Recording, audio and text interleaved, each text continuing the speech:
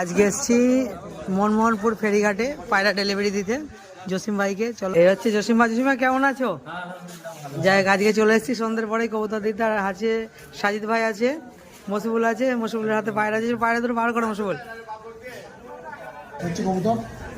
এই দেখুন, এই হচ্ছে কবুতর দুটো, একটু দেখুন। হ্যাঁ, তোমাদেরকে দেখিয়েছিলাম এর আগে শর্ট ভিডিও। জসিম ভাই, কবুতর পেয়ে কেমন লাগছে তোমার আজকে? ভালো লাগছে। আর থ্যাংক ইউ সো মাচ যে মানে সন্ধ্যের সময় তো শান্তিপুর থেকে এত দূরে ডেলিভারি দেওয়ার জন্য, এর জন্য অসংখ্য ধন্যবাদ।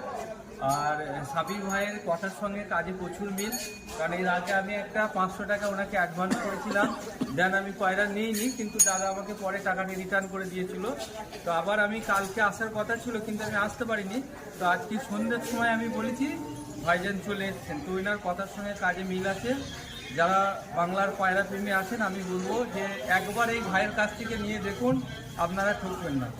তো সকলে। জসিম ভাই, তোমার বাড়িটা কোথায়? একটু ফুল অ্যাড্রেসটা। আমার বাড়ি হচ্ছে পূর্ব বর্ধমান, গ্রামের নাম হচ্ছে কানপুর বরণডালা, আর লোকেশনটা হচ্ছে কুসুম গ্রাম। শুনতেই পেলেন যে থানা। জসিম ভাইকে অনেক অনেক অনেক ধন্যবাদ। থ্যাংক ইউ আপনাদেরকেও।